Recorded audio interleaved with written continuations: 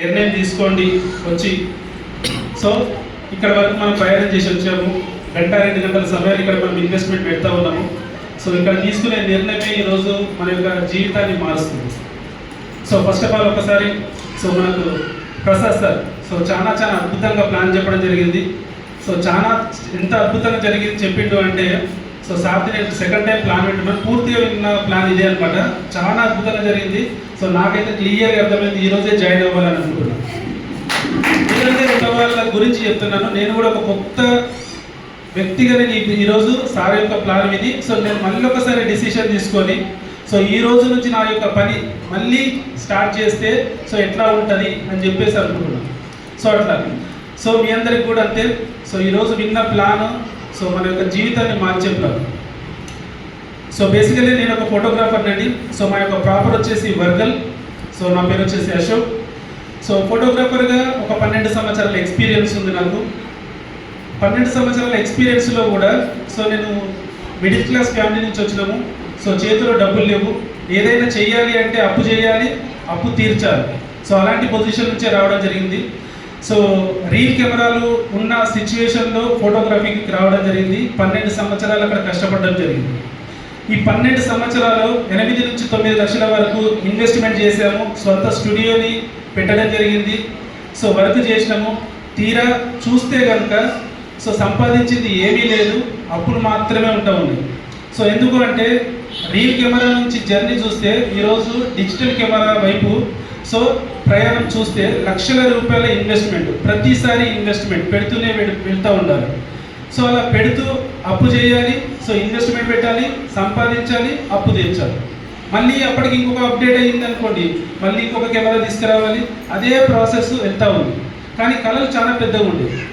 సంపాదించాలని చెప్పేసి ఈ చేస్తున్న ప్రాసెస్లో వెస్టేజ్లోకి రావడానికి ఒక ముఖ్యమైన ఒక పాయింట్ నన్ను ఈ బిజినెస్ని అర్థం చేసుకోవడానికి కారణం. మీ అందరికి కూడా ఇక్కడ చెప్పిన పాయింట్స్లలో ఏ పాయింట్ అర్థమైంది అనేది మీ నిర్ణయం తీసుకోవడానికి ఉపయోగపడుతుంది. కానీ నాకు నిర్ణయం తీసుకోవడానికి ఉపయోగపడ్డ పాయింట్ నేను చెప్తాను. నేను ఫోటోగ్రఫీ చేసేటప్పుడు ఒక వెడ్డింగ్ నైట్ రిసెప్షన్ కంప్లీట్ చేసుకొని నేను మా బ్రదర్ ఇద్దరము నా యొక్క వెహికల్ 2 వీలర్ పైన వీడియో కెమెరా అన్నీ కూడా పెట్టేసుకొని ఫంక్షన్కి వెళ్ళడం జరిగింది. ఫంక్షన్ కంప్లీట్ అయిపోయిన తర్వాత మళ్ళీ రిటర్న్ ఆల్మోస్ట్ 12 నుంచి 1 o'clock అవుతుంది నైట్ రిసెప్షన్ కంప్లీట్ అయిపోయిన తర్వాత. వస్తూ దారి మధ్యలో వరి కుప్పలు పోసి ఉండే అనమాట. ఊర్లలో రోడ్ల పైన రైతులు పోస్తారు కదా వరి కుప్పలు ఎండబెట్టడం కోసం. అవి పొద్దున వెళ్ళేటప్పుడు టోటల్గా ఇట్లా నేర్పున్నాయి. ఈవినింగ్ వచ్చేటప్పుడు అన్ని కుప్పలు పోసి దాని మీద కవర్లు కప్పేసి చుట్టూరా రాళ్ళు పెట్టేసి ఉన్నాయి. అవి మాకు రిటర్న్లో వచ్చేటప్పుడు కనబడ్డాయి. కానీ వస్తూ ఉన్నాం, పక్కకుంటూ వస్తున్నాం. కొద్దిగా నేను హెల్మెట్ పెట్టుకున్నా, కొద్దిగా స్పీడ్గా వస్తున్నా. కానీ ఒక దగ్గర నేను మిస్ అయింది. ఒక వరి కుప్ప కనబడలేదు. సడన్లీ ఆ వరి కుప్ప మీదకి వెళ్ళి బైక్ వెళ్ళిపోయింది, అవతలి సైడ్ పడిపోయింది. ఆ వరి కుప్ప నుంచి బయట పడి కింద పడిపోయింది. దాని ముంగట ఇంకొక వరి కుప్ప ఉంది, దాని చుట్టూ కూడా రాళ్ళు పెట్టున్నాయి అనమాట, గాలికి ఆ కవర్ ఎగిరిపోకుండా. అక్కడ పడ్డప్పుడు నా హెడ్ ఏదైతే హెల్మెట్ ఉందో దానివల్ల నేను బతికిపోయినా. పడ్డాము, ఏం దెబ్బలేం పెద్ద తగలేదు. మా బ్రదర్ పడిపోయాడు, నేను పడిపోయినా. ఇదే సిచ్యువేషను నా క్లాస్మేట్, నా 10th క్లాస్మేట్ సేమ్ పొజిషన్ ఎక్కడైతే నేను పడ్డానో అదే ప్లేస్లో ఒక 1 to 10 days తర్వాత అదే సిచ్యువేషన్ ఆయన కూడా వచ్చింది. కానీ ఆయన పడడం రాయి మీద పడిపోయాడు. హెడ్కి తగిలింది డైరెక్ట్గా, అతను స్పాట్ డెడ్ అయిపోయాడు. ఆయన చేసేది ఒక ప్రైవేట్ ఎంప్లాయీ, ఒక జాబ్ చేస్తూ ఉంటుండే. ఆ జాబ్లో ఆయనకి ఇన్కమ్ వచ్చేసి 12-13 వేల రూపాయలు వస్తుండే ఊర్లోనే. ఈ ఇన్కమ్ మీద వాళ్ళు డిపెండ్ అయిన వాళ్ళు. కానీ ఈ సిచ్యువేషన్ తర్వాత వాళ్ళ ఇంట్లో ₹1 కూడా ఆ కంపెనీ ఇవ్వలేదు. అప్పటి వరకు ఎన్నో సంవత్సరాలు ఆ కంపెనీలో కష్టపడ్డాడు. కానీ ఈ సిచ్యువేషన్ తర్వాత ₹1 కూడా తన ఇంట్లోకి రాలేదు. ఇచ్చే అవకాశం ఉంటుందా? మనం ఇవ్వగలుగుతామా ప్రతిసారి? ఇవ్వలేదు. వన్ టైం ఆ టైంలో హెల్ప్ చేసినాం. కానీ తర్వాత సిచ్యువేషన్ ఏంటి, తన పిల్లల పరిస్థితి ఏంటి,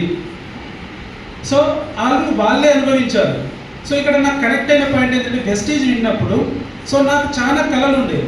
కానీ అందులో ఈ యొక్క ఇన్సిడెంట్ జరిగిన తర్వాత వెస్టేజ్లో సెక్యూరిటీ గురించి చెప్పడం జరిగింది.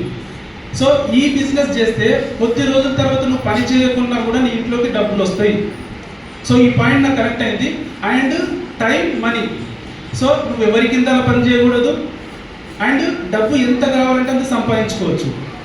సో ఈ పాయింట్ నేను దృష్టిలో పెట్టుకొని వెస్టేజ్ని స్టార్ట్ చేసిన పార్ట్ టైంలో 2018లో స్టార్ట్ చేయడం జరిగింది. సో 2018లో స్టార్ట్ చేసిన అప్పటికి ఈ రోజు చూస్తున్నట్టుగా కార్ అచీవర్స్ లేరు, లక్షల రూపాయలు ఇన్కమ్ తీసుకున్న వాళ్ళు మన కళ్ళ ముంగట లేరు. ఇలాంటి సక్సెస్ ప్రొఫైల్ చూపించేటప్పుడు అందులో ఉండే ఫొటోస్ మనకు సంబంధించిన వాళ్ళే లేవు, వేరే వేరే స్టేట్ వాళ్ళే ఉన్నాయి, కానీ మనకు సంబంధించిన వాళ్ళు ఎవరు కూడా లేరు.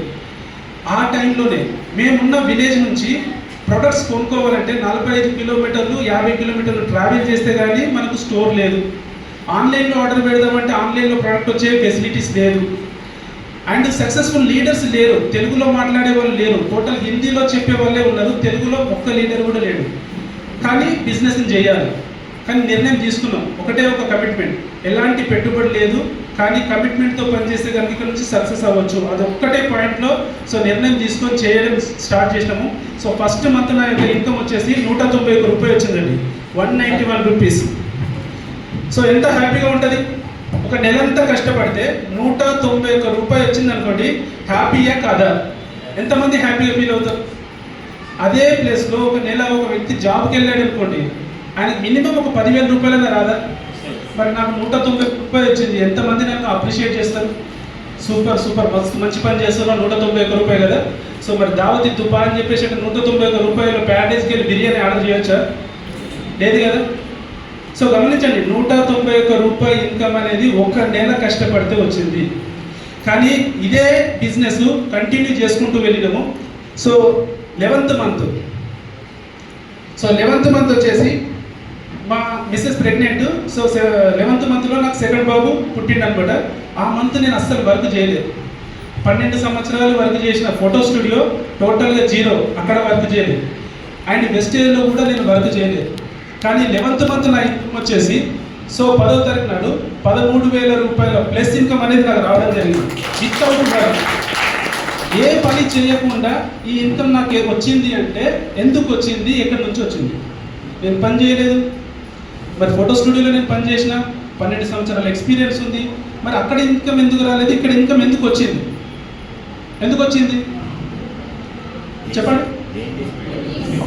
బికాస్ ఇక్కడ రావడానికి టీమ్ వర్క్.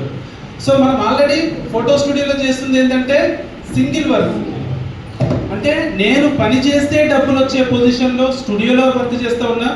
ఇక్కడ నేను ఏదైతే పని చేస్తున్నానో అది నాకులాగా పనిచేసే వ్యక్తులకి నేర్పిస్తూ పనిచేస్తూ ఉన్నా. ఎప్పుడైతే నేను పని చేయడం ఆగిపోయిందో నా అండర్లో నేర్చుకున్న వ్యక్తులు వాళ్ళ పని ఆగిపోలేదు. ఇంతకుముందు సార్ చెప్పినట్టుగా వాళ్ళు పళ్ళు తవ్వడానికి పేస్ట్ వాడారు, స్నానం చేయడానికి సోపు వాడారు, వాళ్ళ హెల్త్కి సంబంధించిన ప్రోడక్ట్స్ వాడారు, అగ్రికల్చర్ సంబంధించిన ప్రోడక్ట్స్ వాడారు, వాళ్ళు అందంగా తయారవడం కోసం బ్యూటీ కేర్ ప్రొడక్ట్స్ వాడారు, వాట్ ఎవర్ ఏదో ప్రొడక్ట్స్ వాడారు. సో వాడడం వల్ల వాళ్ళ నుంచి టర్న్ ఓవర్ వచ్చిందా రాలేదా? టర్న్ ఓవర్ వచ్చింది. ఆ టర్న్ ఓవర్లో నుంచి నా ఇన్కమ్ అనేది నాకు వచ్చింది. అంటే వ్యక్తి లేకున్నా కూడా మన ఇన్కమ్ మన ఇంట్లోకి రావాలంటే పని జరగాలి. ఈరోజు మనం పని చేయకపోతే ఇన్కమ్ ఎందుకు రావట్లేదు అంటే మన పని జీరో అవుతూ ఉంది. చూడండి, ఈరోజు జాబ్ చేస్తున్న వ్యక్తి 50,000 రూపాయలు ఇన్కమ్ వస్తుంది అనుకోండి, అతను ఆ జాబ్కి వెళ్ళకపోతే ఇన్కమ్ వస్తుందా? జాబ్ చేయొద్దని అనట్లేదు, జాబులో సెక్యూరిటీ లేదు, జాబులో మీ డ్రీమ్స్ ఫుల్ఫిల్ చేసుకునే అవకాశం లేదు, జాబ్ ద్వారా మీ యొక్క టైంని మీరు కోల్పోతారు. 60 సంవత్సరాలకు మీ యొక్క జాబ్లో మీకు రిటైర్మెంట్ ఇచ్చారనుకోండి, 60 సంవత్సరాల తర్వాత మీరు పని చేయలేని సిచ్యువేషన్కి వెళ్ళిపోతారు. అప్పుడు ఎక్కడికైనా వెళ్ళి మీరు తిరిగి చూసే అవకాశం ఏమైనా ఉంటుందా? బాడీ సపోర్ట్ చేస్తుందా? అంటే మన విలువైన సమయాన్ని మనం డబ్బుల కోసం ఖర్చు పెడతా ఉన్నాము, ఆ డబ్బు కూడా సంపాదించలేకపోతూ ఉన్నాం. సో వెస్టేజ్లో మ్యాక్సిమం మీరు కష్టపడితే కేవలం 5 years 5 సంవత్సరాలు, మీరు 25 సంవత్సరాలకి జాబ్లో ఎక్కారనుకోండి, 60 సంవత్సరాలు కష్టపడాలి, అంటే 35 సంవత్సరాలు మీరు కష్టపడ్డా సంపాదించండి. కేవలం 5 సంవత్సరాలు కష్టపడితే మీరు 35 సంవత్సరాలకు సంపాదించే డబ్బులు ప్రతి సంవత్సరం ఇక్కడ సంపాదించవచ్చు. That is wastage. బాగుందా లేదా? సో ఇది అర్థం అవ్వాలి అంటే కూడా సో మనకు నాలెడ్జ్ ఉండాలి. ఏమీ చదువుకున్న వ్యక్తులకు కూడా అర్థమవుతుంది, మరి చదువుకున్న వ్యక్తులకు కొంతమందికి అర్థం కాదు. సో బికాజ్ ఏంటి అంటే వాళ్ళకున్న నాలెడ్జ్లో నెట్వర్క్ మార్కెటింగ్ అంటే ఒక రాంగ్ కంపెనీ, డబ్బులు గడిపిస్తారు, మనుషుల్ని జాయిన్ చేపిస్తారు, అంటే వాళ్ళకున్న ఆలోచన ఏదో ఒకటి ఉంది, కానీ అది సరైందా కాదా? అది కూడా మనం గమనించాలి. సో ఈరోజు మనం మార్కెట్లోకి వెళ్తే దొంగ నోట్లు ఉన్నాయా లేవా? గుర్తుపట్టచ్చా లేదా? గుర్తుపడితే అది దొంగ లోట మంచి లోట అనేది గమనిస్తాం. అది గుర్తుపట్టకపోతే ఏదైనా సరే మనం తీసుకుంటాం. తప్పు ఎవరిది? గుర్తుపట్టకపోయిన వ్యక్తిది. అది తప్పు. అక్కడ రెండు ఉన్నాయి, కానీ ఏది మంచి ఏది చెడు అనేది కూడా మనం గుర్తుపట్టాలి. ఈరోజు ఇక్కడ కూడా అదే జరుగుతుంది. నెట్వర్క్ మార్కెటింగ్, డైరెక్ట్ సెల్లింగ్ అనేది ఒక ఇండస్ట్రీ. నువ్వు ఏం చేస్తావు అనగానే పెద్ద అయినాక నేను డాక్టర్ అవుతా, ఇంజనీర్ అవుతా, లాయర్ అవుతా. మీరు ఏదైనా కానీ దేనికోసం అవుతారు? దేనికోసం అవుతారు? డబ్బు సంపాదించడం కోసం అవుతారు. మరి ఒక డాక్టర్ ఉన్నాడు, డాక్టర్ పని చేయకపోతే అతను 10 సంవత్సరాలు కష్టపడ్డా కూడా అతను డాక్టర్ పని ఆగిపోతే ఆయన ఇన్కమ్ వస్తుందా? అంతిమంగా ఆయనకు సెక్యూరిటీ లేనట్టే. వాళ్ళ భార్య చేస్తుందా? డాక్టర్ ఉన్నాడు అవమానంగానే, డాక్టర్ కొద్దిగా బయటకు వెళ్ళిండు, మధ్యాహ్నం వస్తాడు. అప్పటి వరకు మీరు ఏందో చెప్పండి, నేను చూస్తా అంటే మీకు వచ్చామంటే నాకేం రాదు, ఏదో ఒక ట్యాబ్లెట్ ఇస్తా అంటే తీసుకుంటారా? అంటే ఆయన వచ్చిన వ్యక్తే చేయిస్తాడు, ఇంకొక వ్యక్తి చేయరనమాట. సో కాబట్టి నెట్వర్క్ మార్కెటింగ్ అనేది సో ఒక సెక్యూరిటీ ఇన్కమ్ని క్రియేట్ చేసుకునే ఒక వన్ ఆఫ్ ద ఆపర్చునిటీ, ఒక ప్లాట్ఫామ్. సో అందులో మంచి ఉంది, చెడు ఉంది. సో చెడ్డ వాటిలలో మనం చేతి కాల్చుకోవచ్చు, డబ్బులు పెట్టవచ్చు, మనుషుల్ని జాయిన్ చేయించవచ్చు. అక్కడ చేసిన తప్పు సో ఇక్కడ చేయకపోతే సక్సెస్ అవుతాం. సో వెస్టేజ్ మార్కెటింగ్ గురించి మీరు విన్నారు. 21 సంవత్సరాల ఎక్స్పీరియన్స్ అని అంటున్నాం. సో 21 సంవత్సరాల ఎక్స్పీరియన్స్ ఉన్న కంపెనీ ఇది మంచి కంపెనా, చెడ్డ కంపెనా, ఇలా డబ్బులు వస్తాయా అంటే 21 సంవత్సరాల నుంచి మరి చేసే వాళ్ళందరి పరిస్థితి ఏంటి? ఇందులో సక్సెస్ అయిన వాళ్ళ పరిస్థితి ఏంటి? మరి వాళ్ళందరికీ రావట్లేదా? వాళ్ళందరికీ కూడా డబ్బులు వస్తున్నాయి. మన ఆలోచన మార్చుకోవాలి. సో ఈరోజు ఇక్కడ వరకు వచ్చింది కదా, సో మీ ఆలోచన ఈడ వినాలి, మీటింగ్ అనేది వినాలి, చూడాలి, ఏంటో తెలుసుకోవాలని మీ మైండ్లో ఒక ఆలోచన ఉంది కాబట్టి ఇక్కడ వరకు వచ్చారు. ఒకళ్ళు ఇక్కడ కాదు, నేను సినిమాకి వెళ్ళాలి అన్న ఆలోచన ఉంటే ఇక్కడికి వచ్చేవాళ్ళు మీరు లేదు కదా. సో మీ ఇంట్లోనే ఏదైనా ఒక ప్రిపరేషన్ ఏదైనా చేసుకోవాలి అన్నప్పుడు ఇక్కడ టైం పెట్టగలుగుతుండేనా? పెట్టకపోతుండే. అంటే మీ ఆలోచనలే మీ భవిష్యత్తు. సో ఈరోజు ఒకప్పుడు మీరు చేసిన ఆలోచన ఏదైతే ఉందో దానికి ప్రజెంట్ మనం వర్క్ చేస్తూ ఉన్నాం. మనం ప్రజెంట్ చేస్తున్న వర్క్ ఒకప్పటి ఆలోచన. సో ఇప్పుడు నువ్వు ఆలోచన చేయాల్సింది ఏంటంటే నిజంగా చేస్తున్న పని ద్వారా లైఫ్ మారిందా, మారబోతుందా, మారుతుందా? మీరు ఒకసారి గమనించండి. ఇంకా నెక్స్ట్ 5 సంవత్సరాలు ఇద్దాం. ఎంతమంది అప్పు లేని జీవితాన్ని క్రియేట్ చేసుకోగలుగుతారు? అప్పు లేని జీవితాన్ని ఎంతమంది క్రియేట్ చేస్తారు? ఎవరినన్ను అడగండి. అప్పులే ఉన్నాయి. అప్పు లేదు నా దగ్గర, ఆస్తులు మాత్రం ఉన్న వాళ్ళు ఎంతమంది ఉన్నారంటే ఎంతమంది చేయలేబడతారు? ఎవరు లేవటారు. అంతే, అందరికి అప్పులే ఉన్నాయి. మరి అప్పుల పాలయ్యే వ్యవస్థలో మనం ఉన్నాం, అప్పుల పాలు చేసే పనిలో మనం ఉన్నాం. ఇంకా అందులోనే మనం పనిచేస్తున్నాం. అవకాశం మన దగ్గరకు వచ్చింది, దీంట్లోనే మనం వెతుకుతూ ఉన్నాం. దీని రేట్ ఎక్కువ, ఈ ప్రోడక్ట్స్ ఎక్కడ దొరుకుతాయి, ఇందులో పప్పు ఉప్పు లేదు, నేను చేస్తే నా అప్లైన్కి వస్తాయి, నాకెవ్వరు మాటినట్లేదు. నీకు ఎందుకు మాటినరు? నువ్వు చెప్పే మంచి విషయం ఉందనుకోండి 100% వింటాడు. ఈ రోజు నకపోతే రేపే వింటాడు. నువ్వు సక్సెస్ అయి చూపించు. నువ్వు సక్సెస్ అయి చూపిస్తే నీ మాట ఈ రోజు వినే వ్యక్తి ఎప్పుడైనా సరే వినొచ్చు. అసలు నువ్వు చెప్పిన మాటకి నీకు సక్సెస్ లేదనుకోండి ఎప్పటికీ వినడు, ఎందుకంటే నీకే రావట్లేదు కాబట్టి. సో కాబట్టి చేసే పనిని కమిట్మెంట్గా చేయాలి అండ్ కన్సిస్టెన్సీగా చేయాలి. కమిట్మెంట్ అనేది వెస్టేజ్ ఆపర్చునిటీ తీసుకున్నాం. రాత్రికి రాత్రే లైఫ్ మారిపోతుంది. ఇంటి ముందు బెంచ్ కార్ ఉంటుంది, లక్షల రూపాయల ఇన్కమ్ వస్తుంది. ఏ ఒక్క వ్యక్తి కూడా ఇక్కడ నిలబడి చెప్పట్లేదు. మీరు 1 to 2 years మీరు కమిట్మెంట్తో మీరు వర్క్ చేసుకోవాలి. అండ్ వర్క్ వచ్చేసి కన్సిస్టెన్సీగా చేయాలి.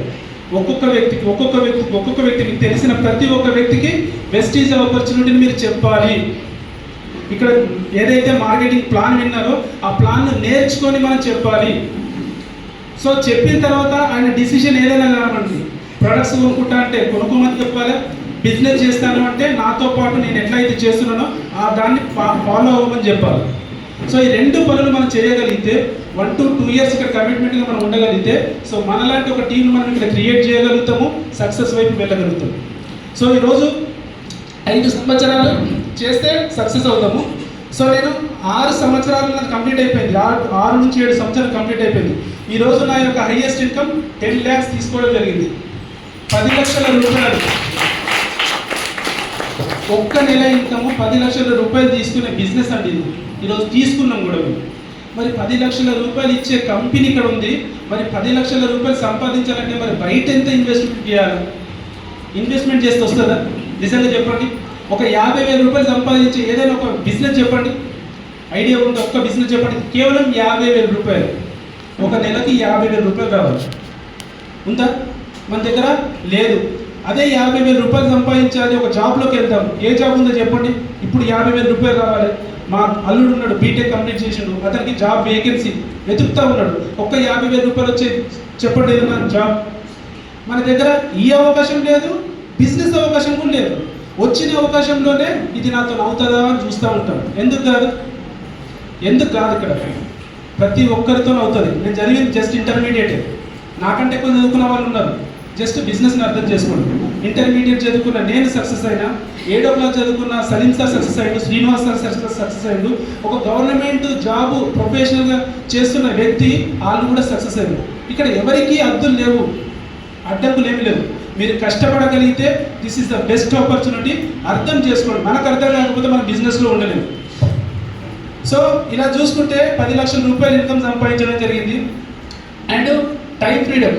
ఈరోజు మనము స్విట్జర్లాండ్ ట్రిప్ వెళ్ళడం జరిగింది కంపెనీ త్రూ, అండ్ థాయిలాండ్కు ట్రిప్ వెళ్ళడం జరిగింది, అండ్ దుబాయ్ క్రూజ్ ట్రిప్ కూడా వెళ్ళడం అయింది. అంటే నేను ఈ ఆపర్చునిటీ నుంచి 3 దేశాలు తిరిగి రావడం జరిగింది.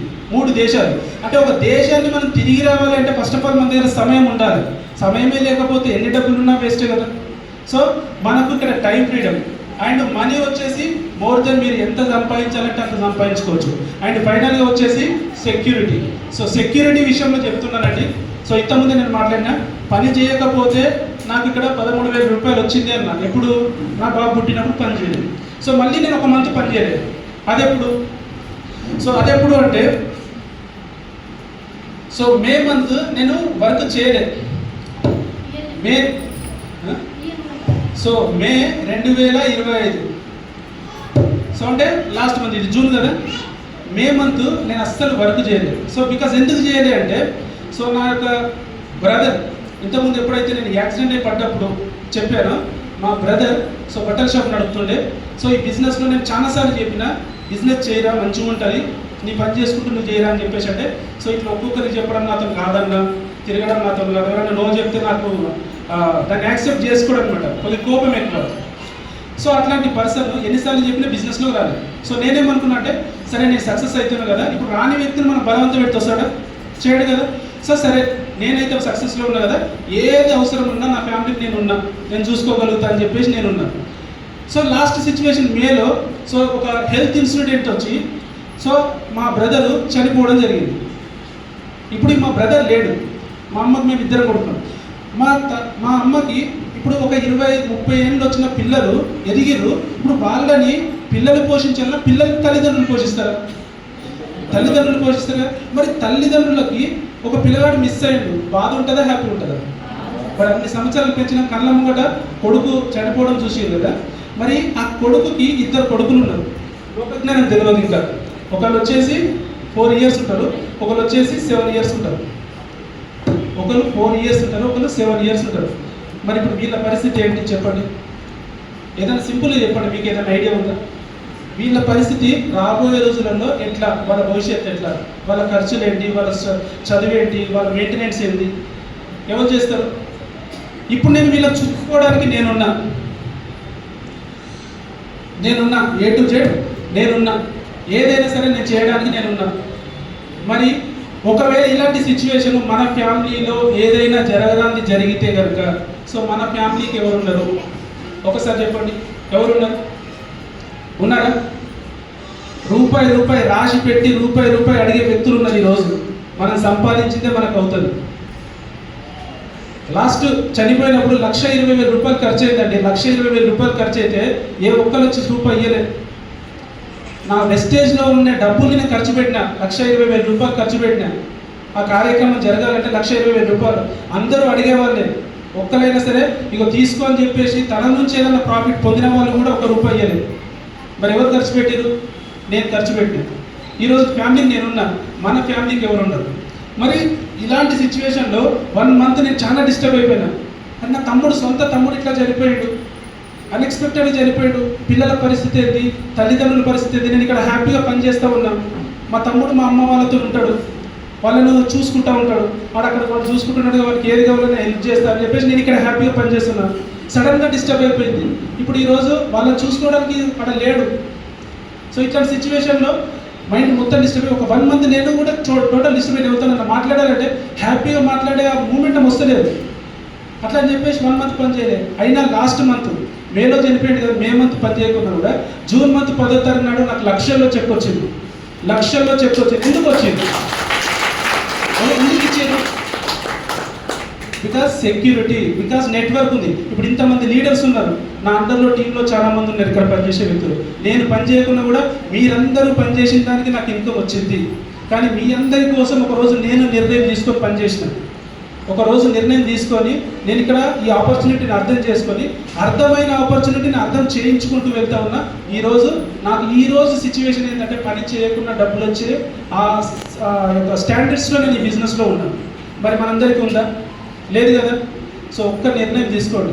ప్రాబ్లం వచ్చినప్పుడు బాధపడే వాళ్ళు అందరూ ఉంటారు, చుట్టుపక్కల ఉన్న వాళ్ళు కూడా వస్తారు. హెల్త్ ఇన్సూరెన్స్ చేసినావా, ఎల్ఐసి చేసినావా? సో హాస్పిటల్లో ఉన్నామనుకోండి, హెల్త్ ఇన్సూరెన్స్ చేసినావా? అది 50,000 ఖర్చు అయ్యి హెల్త్ ఇన్సూరెన్స్ చేస్తే మంచి దాని మీద అదే కట్ అయిపోతున్నారు. ప్రాబ్లం వచ్చినప్పుడు 100 సొల్యూషన్స్ చెప్తారు, కానీ ఎవరు హెల్ప్ చేయరు. హెల్ప్ చేసినా వాళ్ళకి ₹2 మళ్ళీ అప్పచెప్పాల్సిందే. సో కాబట్టి నిర్ణయం తీసుకోండి. వెస్టేజ్ ఎందుకు చేయాలంటే సబ్బు షాంపూ బిజినెస్ కాదు. మీరు అనుకోవచ్చు, నేను సబ్బు షాంపూలు కొనుక్కుంటున్నా, ₹1000 సామాన్ కొనుక్కుంటే అయిపోయింది, 1500 సామాన్లు కొనుక్కుంటున్నా, నేను నలుగురు చెప్పినా వాళ్ళు వినలేరు, పోయింది 1500 అని చెప్పేసి పక్కన పెట్టేస్తే సో మీ చేతుల్లోకి వచ్చిన ఒక అదృష్టమైన అవకాశాన్ని కోల్పోతున్నారు. మీరు ఖచ్చితంగా నిలబడండి. ఒక 1 to 2 years కమిట్మెంట్గా నిలబడండి. చేసేది ఏమైనా ఉందా? కొత్త చేసే పని ఉందా? జస్ట్ బ్రాండ్ను మారుస్తున్నాం. ఒక వ్యక్తి లైఫ్ను మార్చడం కోసం మనకి డిసిషన్ తీసుకుంటున్నాం. సో ఆ డిసిషన్ మీద ఉండండి. సో మన ఫ్యామిలీకి మనమే. సో ఈరోజు నాకు 2 కొడుకులు కాదు, మొత్తం 4 కొడుకులు. నేనున్నా బిఫోర్ ఒకవేళ వెస్టేజ్ కాకుండా కనుక నేను ఫోటో స్టూడియోలో ఉంటే కనుక 100% నా ఫ్యామిలీని నేను బ్రతికించుకోవడం కోసమే నేను చాలా కష్టపడ్డాను. కానీ ఈరోజు వెస్టేజ్ నుంచి మాత్రం 100% నేను చూసుకోగలుగుతాను. ఇలాంటి లైఫ్ మీ అందరికీ కూడా రావాలని చెప్పేసి మేము ఎంతో కష్టపడతా ఉన్నాం. ఎన్నో జూమ్ మీటింగ్స్ పెడతా ఉన్నాం, ఎన్నో ఫిజికల్ మీటింగ్స్ పెడతా ఉన్నాం. జస్ట్ ఇక్కడికి రండి, నేర్చుకోండి, వినండి, కలిసి పని చేద్దామని చెప్తున్నాం. కానీ మన ఆలోచనలు మనకి ఎట్లా తీసుకెళ్తున్నాయంటే నెగిటివ్ ఇంపాక్ట్ వైపు తీసుకెళ్తా ఉంటాం. 10 మంది నో అంటే ఒక వ్యక్తి ఎస్ అంటాడు. మనకి ఎస్ అన్న వ్యక్తి 6 మంది చాలు. 6 మంది కోసం 600 మందిని కలుద్దాం. సో 100% సక్సెస్ వస్తుంది. So take a right decision అండి. సో మా వీడియో మాట్లాడతారు.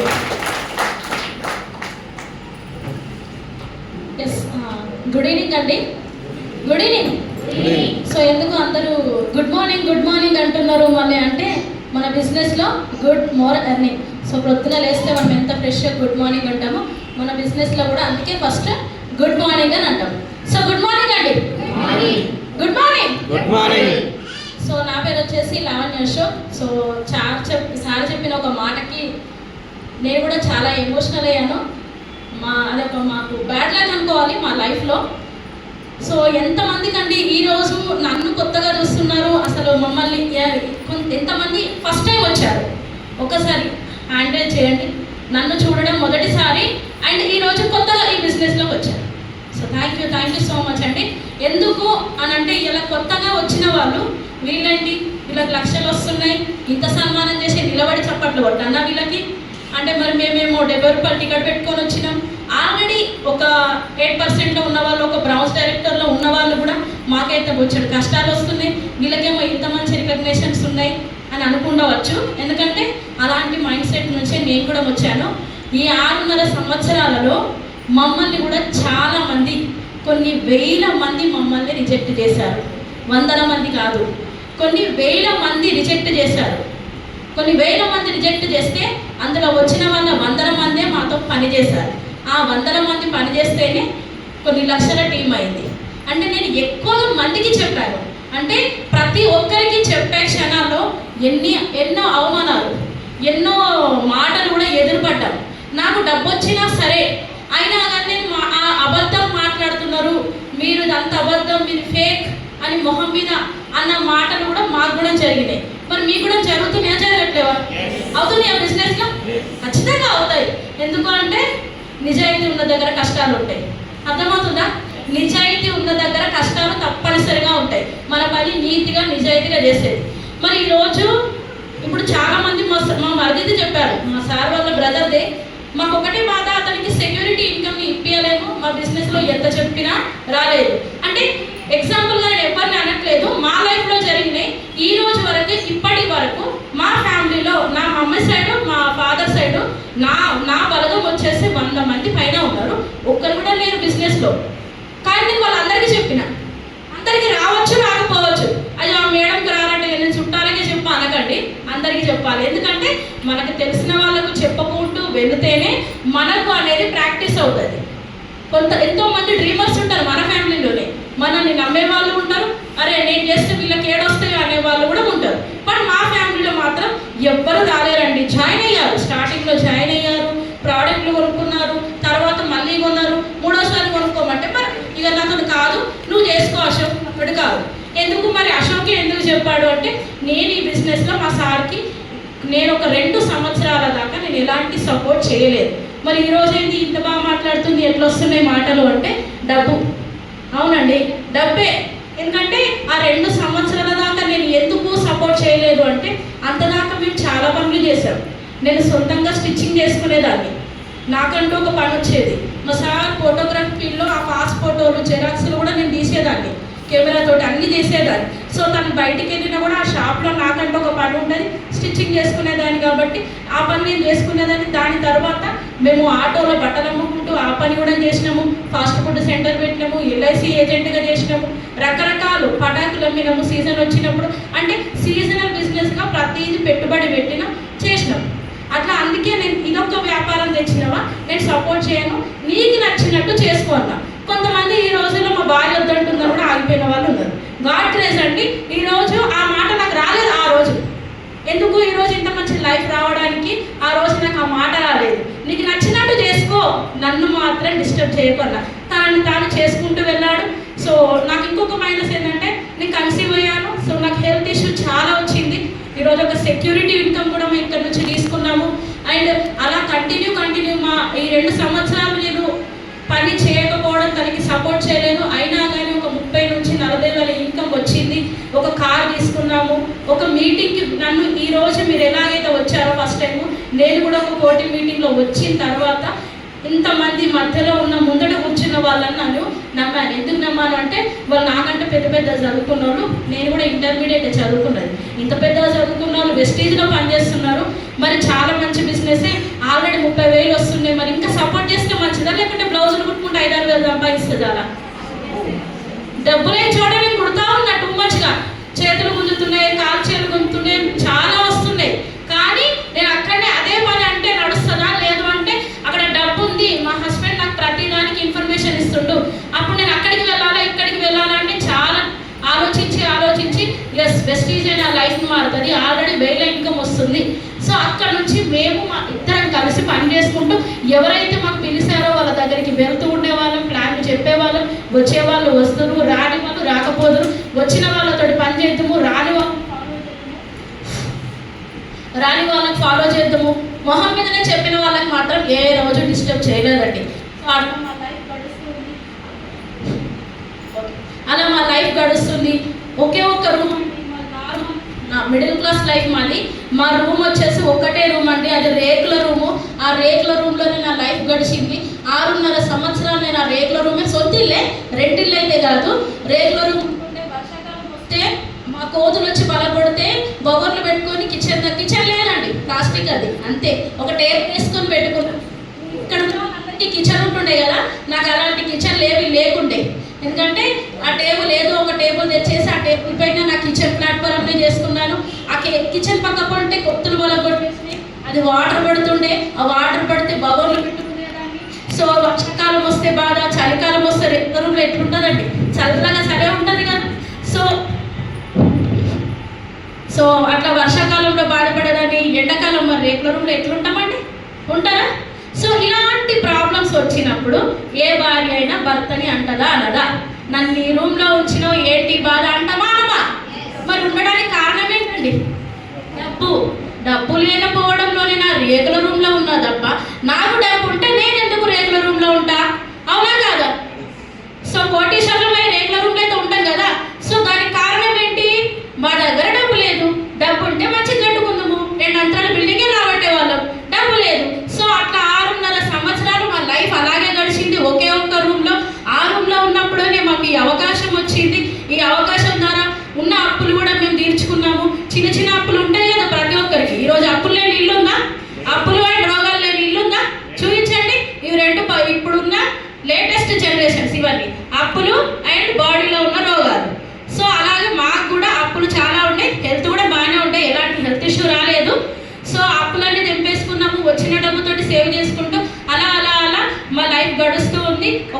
రూపాయల ఇన్కమ్ వచ్చిందండి. 1,00,000 రూపాయల ఇన్కమ్ వచ్చినాక ఒకే ఒక్క మాట అన్నాడు, ఈ రేకుల రూమ్ వదిలేసి మనం సిటీకి వద్దాం, మంచి ఇల్లు తీసుకుందాం రెంట్కి, సొంత ఇల్లు కాదు రెంట్కి. ఎందుకంటే సిటీలో సొంత ఇల్లు తీసుకోవాలి, ఎక్కువ డబ్బు కావాలా వద్దా? సో 1,00,000 రూపాయల ఇన్కమ్ అయిన తర్వాత అని టార్గెట్ పెట్టుకున్నాం. మధ్యలో ఒక మహమ్మారి మమ్మల్ని చాలా మంది, మమ్మల్ని కాదు ఆల్ ఓవర్ ఇండియానే చాలా షేక్ చేసింది. అదేంటండి? కరోనా. మరి ఇంత మంచి కళలు ఉన్నాయి, చాలా కళలు ఉన్నాయి. ఆడవాళ్ళకి కళలు ఎక్కువ ఉంటే ఉండయా? మంచి బట్టలు కట్టుకోవాలి, మంచి బంగారం వేసుకోవాలి, భర్తతోటి మంచి హ్యాపీ లైఫ్ లీడ్ చేయాలి, ఉండదా ఉండదా?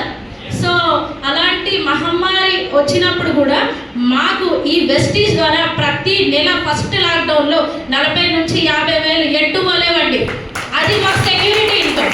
ఎందుకు వచ్చింది కరోనా లాక్డౌన్లో అంటే పిల్లలకి ఆన్లైన్ క్లాసులు స్కూల్లో ఎట్లా నడిచాయో సో మాకు కూడా జూమ్ మీటింగ్స్ అనేవి చాలా పెరిగాయి. మరి మన దగ్గర కొనకూడని ఏవైనా ఉన్నాయా? కలర్ టీవీ ఫ్రిడ్జ్ మరి కొనేది మన దాంట్లో కరోనా టైంలో అవే కదా అనవసరమైన వస్తువులు.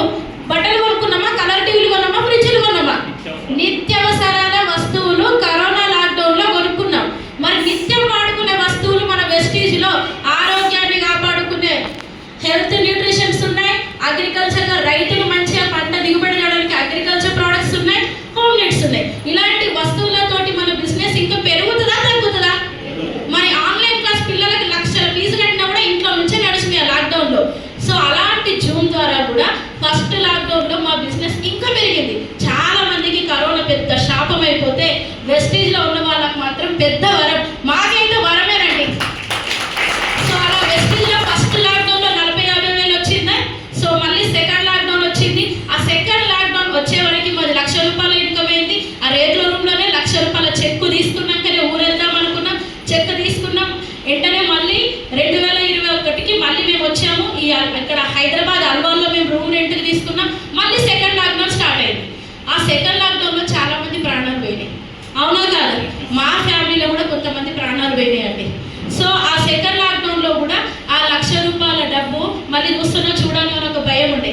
1,00,000 అంటే జీవితంలో నాకున్న కళ, ఎందుకంటే 1,00,000 రూపాయలు సంపాదించే భర్త రావాలని చాలా ఉండే. అలాంటి డ్రీమ్ అనేది నాకు వెస్టీజ్లో నెరవేరింది. సో ఆ 1,00,000 రూపాయల చెక్కు అలా అలా పెరిగి పెరిగి ఈరోజు నా హైయెస్ట్ చెక్కు 10 లక్షల చెక్కు తీసుకున్నానండి. సో వెస్టీజ్లో ఏం మారింది అంటే మనుషులం అలాగే ఉన్నాం. కట్టు బొట్టు మారింది, ఇల్లు మారింది, మాట మారింది. ఒకటే అండి, డబ్బు వస్తే ప్రవర్తన మార్చుకోకండి. ప్రవర్తన ఏ రోజు మారద్దు, మన కట్టుబట్టు మారాలి. ఒకప్పుడు 300 చీర కట్టినవా, ఈరోజు 3,000 రూపాయల చీర కట్టు. కానీ ఎవరు వచ్చినా సరే వాళ్ళకి అలాగే మాట్లాడాలి. అలాంటి సిస్టమ్ మన వినిటీలో ఉంది. సో అలాంటి 1,00,000 వచ్చిన నా లైఫ్లో ఒక రేకుల రూమ్లో ఉండేదాన్ని ఈ రోజు అల్వాల్లో 1 కోటి రూపాయల ఇల్లు తీసుకున్నా. అర్థమవుతుందా? నాకంటే ఒక మంచి డ్రీమ్ హౌస్ తీసుకున్నా. నేను ఎలా ఫర్నిచర్గా ఉన్నా అలాగే తీసుకున్నా.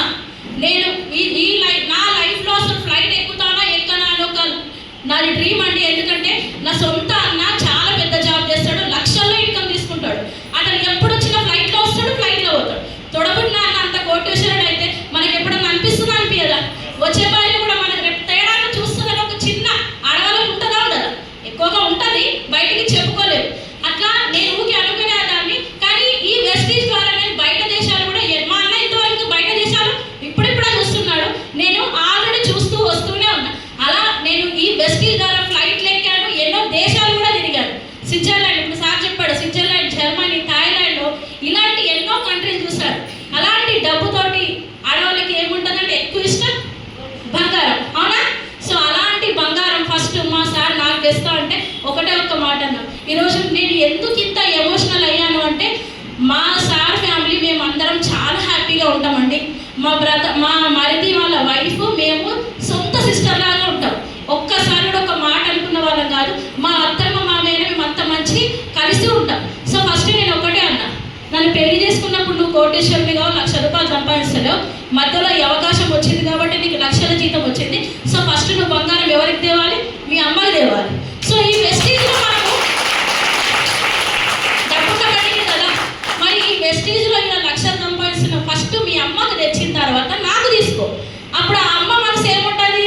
నాకు తెచ్చింది నా కొడుకు, తర్వాత నా కోడలికి ఇచ్చింది అనుకుంటాం, అవునా కదా? ఒకటి గుర్తుంచుకోండి, డబ్బు వల్ల ప్రేమలు కూడా చాలా పెరుగుతాయి.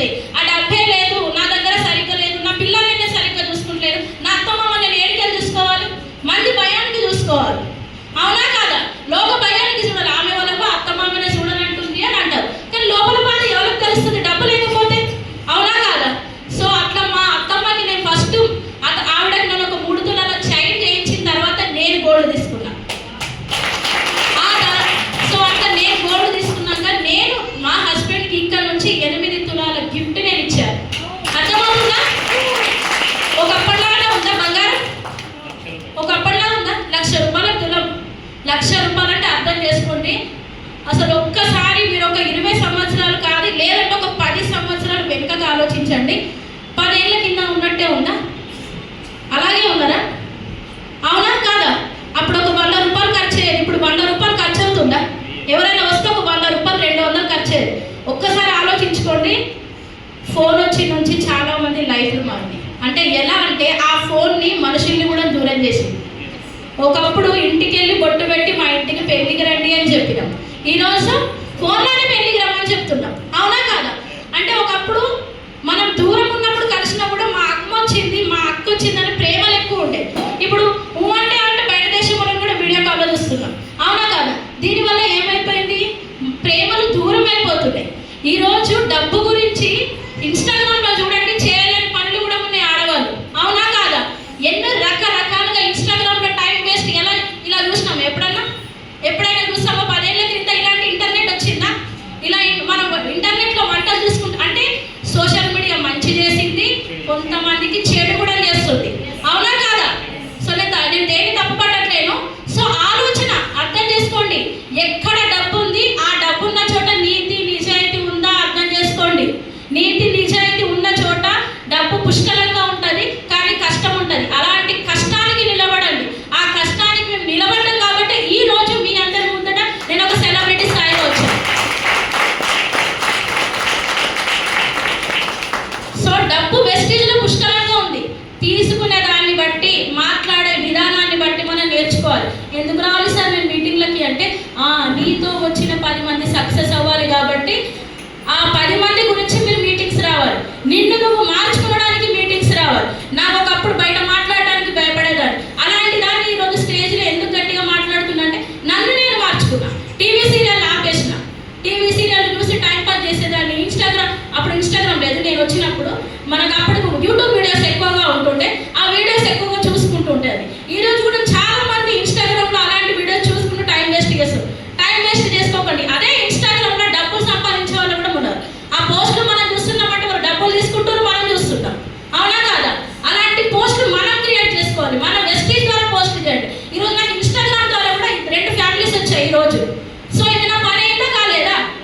సో డబ్బు అనేది పుష్కలంగా ఉంది. ఆ డబ్బు అనేది జీవితాన్ని మార్చేస్తుంది. ఈరోజు మా ఇంట్లో ఇలాంటి ప్రాబ్లం వచ్చింది, నా దగ్గర డబ్బు లేకపోతే నేను ఏమంటా? ఇప్పుడు మనకి 2 కొడుకులు, నువ్వు ఇంకా మీ తమ్ముని చూసుకుంటావు, మీ అత్తమ్మ మీ అమ్మ బాబుని చూసుకుంటావు, నేను ఎక్కడ పోవాలంటానా మా దురదృష్టవశాత్తు కావచ్చు మేము ఈరోజు మంచి ఇన్కమ్ తీసుకుంటున్నామనేమో.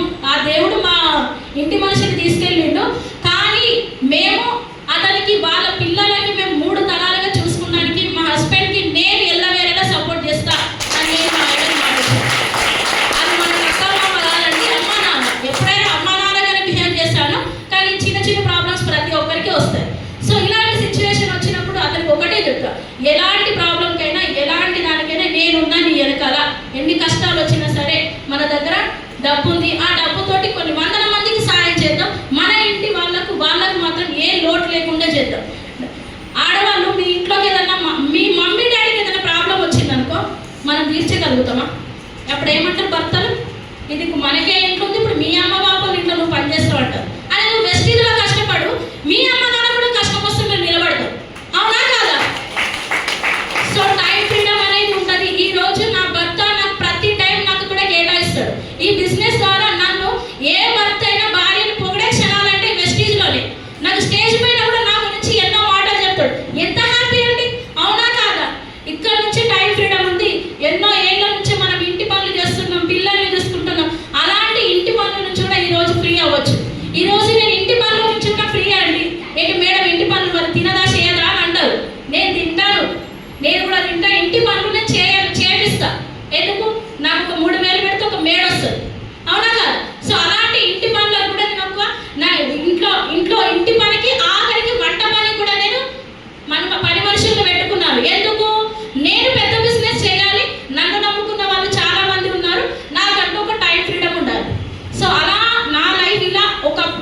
జీరో లైఫ్, ఎన్నో కళలతో వచ్చిన లైఫ్ జీవితం అయితే మారిందండి. డబ్బున్న చోట కష్టపడదాం, కలిసి కష్టపడదాం, అందరూ బాగుండాలి, అందులో మనం ఉండాలి. సో ఈరోజు మేము కూడా ఈ భూమి మీద లేకపోయినా నా నలుగురు కొడుకులు మాత్రం సేఫ్ అండి, ఎందుకంటే వాళ్ళకి ప్రతి నెల డబ్బులు వస్తాయి.